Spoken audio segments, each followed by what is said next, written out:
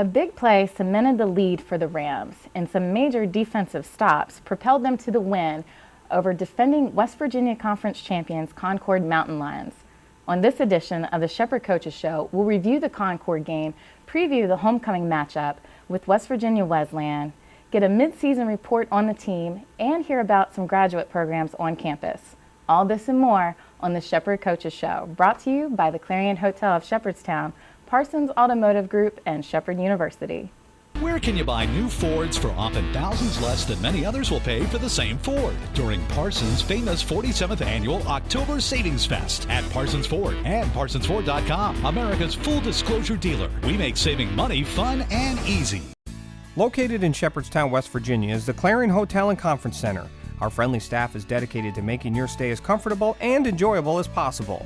With 168 guest rooms, 2 full-service restaurants, 6,000 square feet of conference space, and full-service fitness center, the Clarion Hotel is the perfect place for your next weekend getaway, banquet event, or business meeting. For your next event or overnight stay, contact Sherry or Jennifer at 304-876-7000 or visit us online at ClarionShepherdstown.com.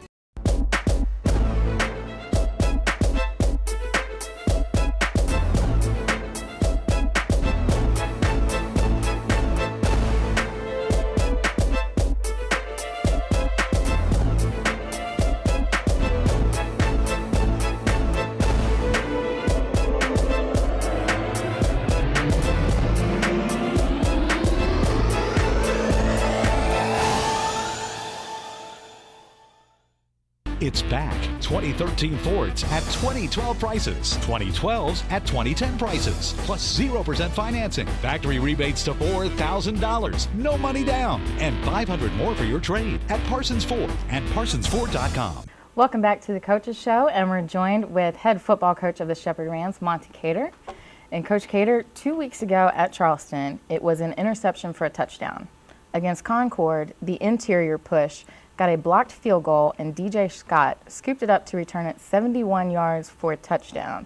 So what reaction does a coaching staff have when you have a key turning point in a game like that? No, I think it's pretty much just like our players are jumping up and down.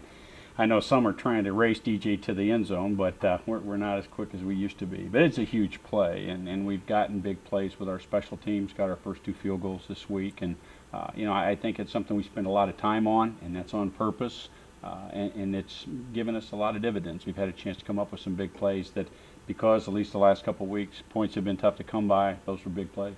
Yeah, and those big plays, I mean, right now you're undefeated in the West Virginia Conference. Well, we are, but, we're still looking at some things, trying to get some things worked out. Still our offensive line's coming together and trying to run the football, get some balance, but our defense has had 2 great ball games in a row, and we'd like to not have them have that great week every week, but they certainly are playing well now. Well, we'll talk to your offensive coordinator, Coach McCook, a little bit later about that. Okay. That play for DJ Scott, that earned him a West Virginia Conference Special Teams Player of the Week this past week. Also, Keon Robinson, we talked about last week a little bit. He earned West Virginia Conference Defensive Player of the Week for his 2nd consecutive week. This time, Robinson had an interception, but he also racked up 10 tackles, all those solo tackles. Well, I think a lot of things are happening right now where people are throwing the football a lot more, and that's probably not going to change this Saturday. So I think the thing that we've got to do is again, limit the plays that they're going to have, keep everything in front of us, not forget about the run, but I think right now it looks like people are feeling like they have a better chance to hurt us by throwing the football. So we've got 4 big interceptions. And obviously Keon's was big because it was down, I think it was inside the 10-yard line. And, of course, DJ Scott's back there in the secondary, too. So, both of those guys are involved in special teams as well as the things that they're doing with our defense. So it's a great tandem to have because we've lost Corey Washington for a good portion of the season now. So, they're able to go ahead and contribute 2 different ways. But both of them had great ball games. It's great to see them get recognized by the conference.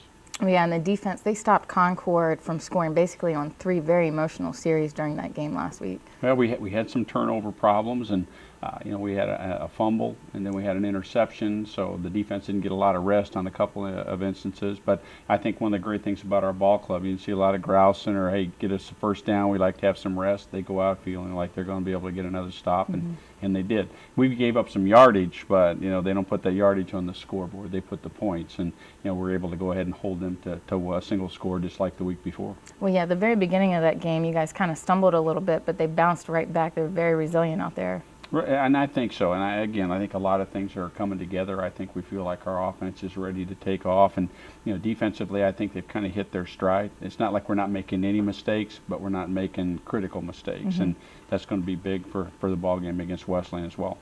Offensively, the Rams' rushing attack didn't hit that 200-yard mark like we talked about that you like them to use. They did that against Charleston the week before. They did get 133 versus a very good Concord front four, though. Well, we're seeing some good defenses in our league, and I think it's a balanced league.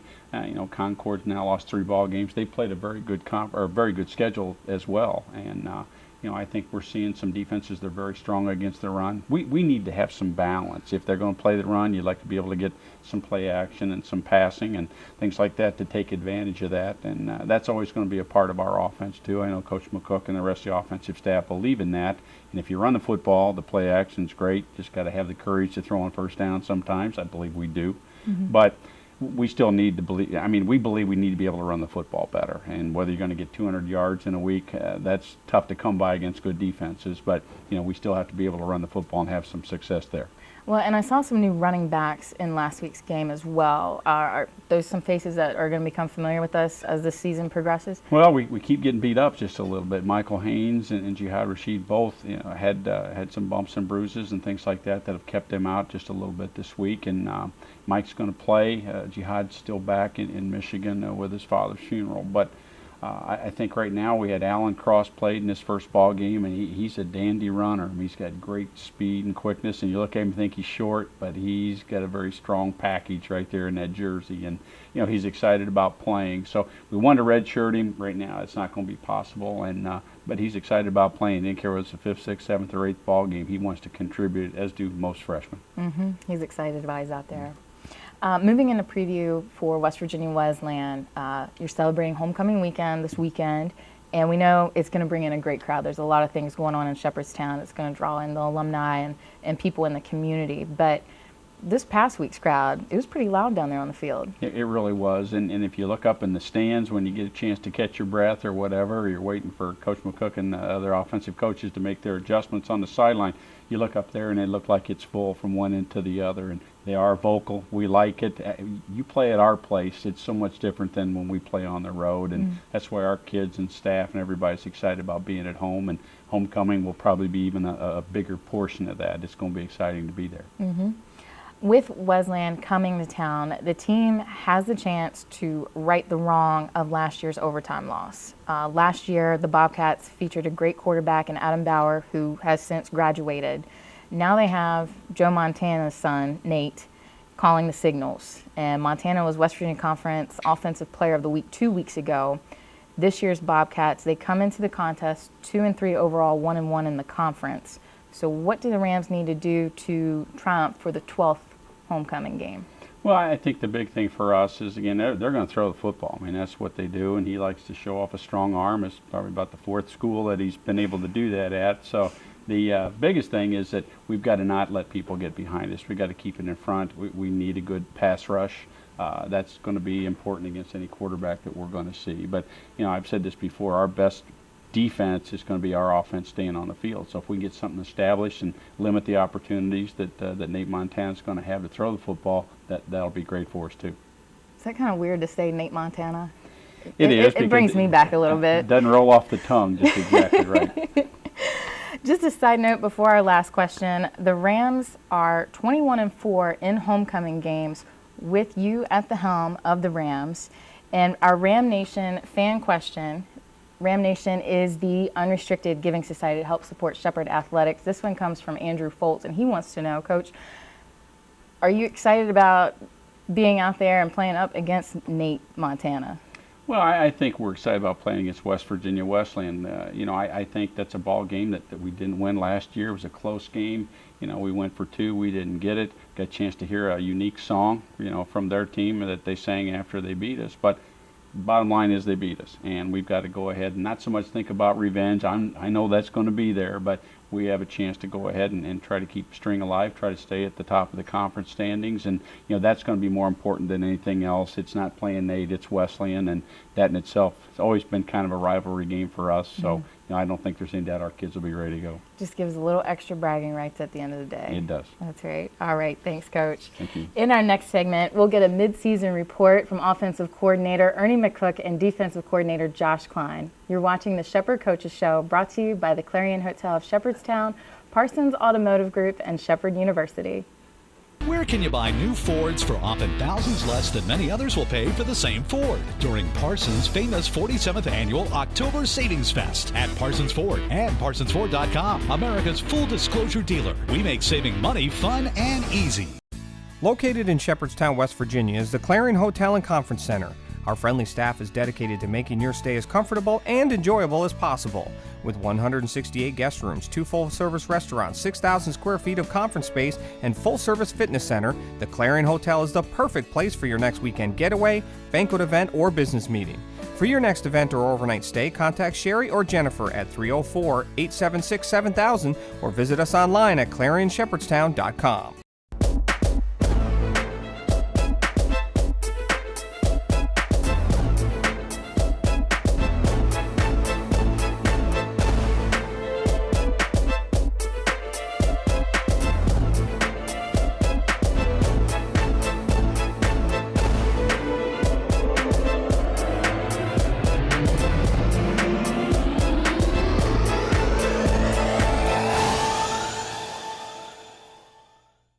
It's back. 2013 Fords at 2012 prices. 2012s at 2010 prices. Plus 0% financing. Factory rebates to $4,000. No money down. And $500 more for your trade at Parsons Ford and ParsonsFord.com. Welcome back, and I'm joined with offensive coordinator Ernie McCook and defensive coordinator Josh Klein. And guys, the last time the three of us talked was just before the Shippensburg game. So we went age over beauty the last time. Let's go homecoming weekend. We'll go with alumni first, Josh. Okay. The Rams defense leads the West Virginia Conference in scoring defense, allowing opponents only 13.4 points per game, only 7 points in the last 4 games. As fans, we talked about your defense, how you had everybody returning from last year.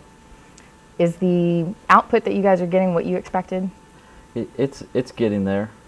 We had big expectations with 9 guys coming back and returning, and we've had a couple injuries, like Coach said about Corey Washington, who was one of our dynamic secondary players, and now David Carter's come in for him and done a great job, and he's really put us in a good position defensively to retain what we're doing and keep that pace up that we like. And we have done statistically well in some things, and there's a couple things we work on every day to try to get back to the top. The points allowed are minimal, but also the team is allowing only 41 rushing yards per game and only one rushing touchdown all season. That's our number one goal, is to stop the run. So that's, we preach that daily to those guys, and I know in some games they don't rush it a lot just because we are able to stop it, but really who's responsible for that is the kids, the players. They take it on themselves that, hey, if we shut this down, then all they can do is pass, and then if we get a pass rush, and then the secondary gonna have a chance at some tip balls like last week and really make big plays. But the guys really in the box, which are Mike Franklin, Robert Hayes, those guys D tackle wise, and then AJ Parrish and Dominic Dixon are doing a great job, really being the ownership of stopping the run this year. Well, yeah, and Shepherd, they've really done a good job at not only creating turnovers for the opponents, but also making plays off of those turnovers as well. Yeah, that's something that those guys love doing, and they'll go crazy in practice, and I'm sure it makes other coaches mad that they'll run it, if we get a turnover at the 1, they'll run it 99 yards, even with the whistle blowing, and they want to go score a touchdown, do a backflip, or do something crazy that they're not supposed to, but they like that challenge, and they really take great effort in trying to make the block. Xavier Tyler had a great block on DJ's field goal block last week, and really sprung him with that. And that was that's something that we practice each week, so it's encouraging to see. Well, and last week against Concord, when the defense really rose to the challenge, was there in that second half of the game when they got under a little bit of pressure. And when you look at the season, when you look at, you're talking about statistics a little bit, and statistically, the defense is only allowing 28% conversion rate on opponent third downs, and that leads the league. Yeah, that's that's something we were okay at last year. It was one of the things that, and red zone defense, that was our two things we really worked on in the off season. And when we do things defensively in practice, we try to do it 3 times, so that when they finish their third rep, they know it's over, it's done. So I hope that it translates to the field that way. So 1 play, 2nd play, 3rd play, and then they're off the field, and then we punt and give the ball back to the offense and let them take 10 minutes off the clock. Well, and speaking of the offense, let's switch sides of the ball now and talk with Coach McCook, offensive coordinator for the Rams. And Ernie, the offense maybe hasn't clicked as smoothly in the past 2 seasons, but looking at statistics, the Rams lead the West Virginia Conference in scoring with 28 points per game. So if we score 28 points, should we come out on top every game? Well, we definitely want to be effective in the scoring. That helps having the great defense that we have, the field positions that we're set up with, the scoring that they're doing on that side of the ball. It does help us statistically. We're really pleased with the progression of the offense, with 3 new starters on the offensive line, some new wide receivers out there. Those kids are coming to work every day. They're challenging themselves to make themselves better. So we are clicking, and we're close. We're close to having a full, all-out explosion on offense, and we're hoping that happens this weekend. Senior quarterback Bobby Cooper, he was named Offensive Player of the Week after the Seton Hill game. He went 24 for 28 with 4 touchdowns. In the conference stats, he's 3rd in passing efficiency and 3rd in touchdowns. But we've seen another aspect in him rushing the ball at key times the past 2 games. Well, he definitely has made some big plays down at Charleston, running the football. He actually ignited the offense and got some really positive energy going. Going back to the Seton Hill game, one of the things that with the great game that Bobby had there, you can see when he shares the ball through the whole offense. 8 different receivers caught balls that day. So when we spread the ball out and we get multiple touches to multiple players, we're going to be successful. We also were able to run the ball a little bit better that day, and it continued to build as we went into the Charleston week, where the running game definitely improved from week to week. So we're pleased with where we are. We just want to put it together both and be completely balanced and effective, passing the ball and running the ball. And when we get that, we're going to be a hard team to beat. Coach Cater talked a little bit about the multiple running backs that the Rams have had to employ earlier in the show, but we know you'd want to talk about your big boys up front. So to tie in, how much of a difference does it make as who is running the ball as to what types of executions and reads your offensive linemen have? Well, in our running game, whatever concept it is in our running game, the offensive line and the running back have to be in sync together. They have to be on the same page in order for us to be able to execute what we're doing, especially in our zone concepts. I'm very pleased with where the running backs and the O-line, how they've meshed together over the last several weeks. And you can see it when we study the game tape, that they're working hard and they're becoming more and more on sync throughout the game as we go. So it's something that we're aware of. We're excited about the running backs that are playing. They're 3 very hard-working individuals. We know they're going to give every effort they can, and I think that we see the same thing from the offensive line too. Those guys we have 6 guys that have established themselves to be on the field, and I'm really pleased with their efforts, and you could see them maturing each week and each day in practice. As they continue to mature, they're going to have more confidence, and which is going to help our execution, which is something that we're all striving for. Yeah. So I'm very pleased with that, how those guys, I think, and we want to run the football. We have several plays that we want to run, and we want to develop that attitude, and that's what we're going to do. And whether they put 10, 11 people in the box, we're still going to try and create a seam and get positive yardage. And as a coach, that's got to be something that you're very happy about. It seems like you guys don't just have one or two team leaders out there. It seems like all those kids are out there working hard. Well, you know, it's one of those things that develop over the course of a season, and you can see as adversity would set in, even when we were at some of our toughest points throughout the season, how the team stuck together, and that helped us overcome, and that's helped put us where we are on top of the conference, and able to move forward and giving us confidence as we move forward. When we come back, we'll hear about a program that many alumni and others may be considering as we talk with Dr. Scott Beard, Dean of Graduate Studies and Continuing Education at Shepherd University. You're watching the Shepherd Coaches Show, brought to you by the Clarion Hotel of Shepherdstown, Parsons Automotive Group, and Shepherd University. Where can you buy new Fords for often thousands less than many others will pay for the same Ford? During Parsons' famous 47th Annual October Savings Fest at Parsons Ford and ParsonsFord.com, America's full disclosure dealer. We make saving money fun and easy. Located in Shepherdstown, West Virginia is the Clarion Hotel and Conference Center. Our friendly staff is dedicated to making your stay as comfortable and enjoyable as possible. With 168 guest rooms, 2 full-service restaurants, 6,000 square feet of conference space, and full-service fitness center, the Clarion Hotel is the perfect place for your next weekend getaway, banquet event, or business meeting. For your next event or overnight stay, contact Sherry or Jennifer at 304-876-7000 or visit us online at ClarionShepherdstown.com.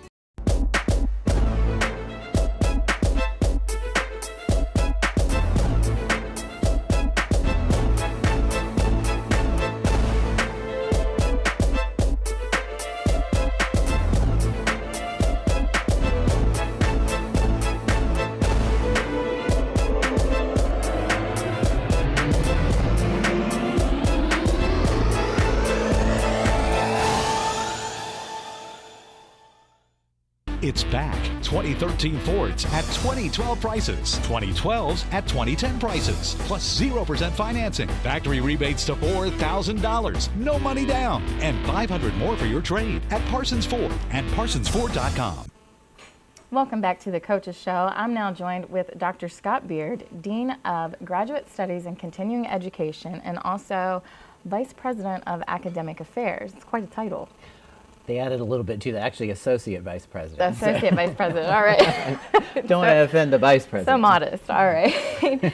Well, with all of that, it sounds like you have a lot to keep you busy, so tell me a little bit about what you do at Shepherd. Sure. I actually started at Shepherd back in '95 as an adjunct and then became a music professor back in '98, and was given the opportunity to move into administration and have been working with the graduate programs for the last 2 years, and they did a little bit of reorganization at the university and added Associate Vice President of Academic Affairs there. So I help a lot of accredited programs, work with program review, and basically support the Vice President for Academic Affairs there, sometimes known as the provost at other institutions. Okay. Well, how long has Shepherd had graduate programs? You know, it's a pretty new endeavor for the university. They're actually less than a decade old. We started in cooperation with Marshall University, and then a couple of years later moved to our own freestanding graduate programs, and right now we've got 5 different degree programs in the graduate area. Well, yeah, I remember when I was in high school, I guess a lot of my teachers, they're like, oh yeah, I was always a Marshall girl. I went to school at Marshall, and they were like, oh, I went graduate school at Marshall, but they never went to Marshall. They did it through the Shepherd program. Yeah, it's been a great program for the university. It's allowed us, you know, to have professionals in business and education and other fields really enhance their career skills, and hopefully, you know, that will lead to an improved economic development in the region. And you know, right now we've got 5 different programs. For instance, we've got the MBA program, Master of Business Administration, and we've got tracks in accounting. Healthcare administration has been a real growth area for us, and we're hoping in the future to also add sports marketing. So that might be a great opportunity for some athletes coming forward who want to get some business acumen along with their background in athletics. In kind of keeping with Shepherd's mission as a teaching college, we also have 2 education degrees. We've got curriculum and instruction, and then we've also got the Master of Arts and Teaching. So that would be, let's say you got an undergrad degree in art or English, and you decide, well, you know, I really like working with kids, I really like teaching, and then you can come there and get your certification. We also have college student development and administration for folks that want to be in student affairs, working with programming, multicultural, disabilities, and that's been a really great program for us, really brands the university with something that's very unique to our institution. And then we also have a Master of Music Education as well. All right. So why should someone pursue a graduate degree? Well, you know, the workforce out there in this particular economic climate, as I said a little bit earlier, you know, folks are coming back to graduate school to increase their career, their skill set, or they might be looking to change tracks, you know, go on a completely separate career track. But I think most importantly, it really comes down to the pocketbook, because the Census Bureau has shown that people who have a graduate degree will have an increase, a significant increase in their career earnings over their lifetime. So how does one apply if they want to apply for graduate school at Shepherd? Well, this is really great. You can go to our Facebook page, by the way, and like that. Media. And so that has all of our important information and deadlines coming up. But you can actually go to the Graduate Studies website. You can download a PDF and fill it out. You can apply online. There's all kinds of information there. And then once you're accepted, we also do our orientation online as well as in person, so we really try to be up with the times and have everything available 24/7. And the great thing about graduate school, you know, this is something that you can pursue part-time. You can do it on weekends, in the evening. Most of our graduate courses are in the evening, and we also offer several courses in compressed formats, meaning that they're 8-week courses, so you can really focus on one subject area at a time. And then we also offer instructional delivery online, and then also what we call hybrid. So you might meet in person 3 or 4 times a semester, and then the rest of the content and the interaction might be online. But we really stick mostly with the face-to-face instruction, because that's what our students are telling us that they like, and that's why they're choosing Shepherd. They've had a great educational experience there as undergraduates, and then they're coming back a year or 2, or maybe 5 or 10 years later to say, hey, I want to get that advanced degree, I want to advance my career and increase my earning potential. Well, it seems good too, because you have some people that do have some crazy schedules, and it's accommodating for just about everybody. If they want to be in class in front of the teacher with their classmates, they can. But if they have a busy schedule, they can take the stuff online, just meet every couple of weeks. Yeah, absolutely. I think the key to graduate studies is that adult learners have a lot different needs than undergrads, and the key is to really be flexible and have it in a format that they're able to be successful.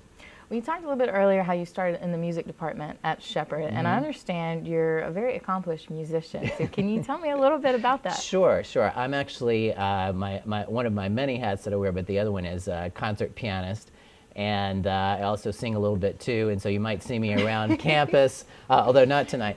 You might see me around campus at various events. Probably I'll fill in. Last night we had a senatorial debate, and kind of filled at the end, you know, playing America the Beautiful for something. So, but I still work a lot with the students here and the music department, and that's been, you know, there's a great link between the music and the athletics with the marching band. So they really, I think, help cheer the team on and really get them, you know, excited. Well, you've done a lot of traveling too with that.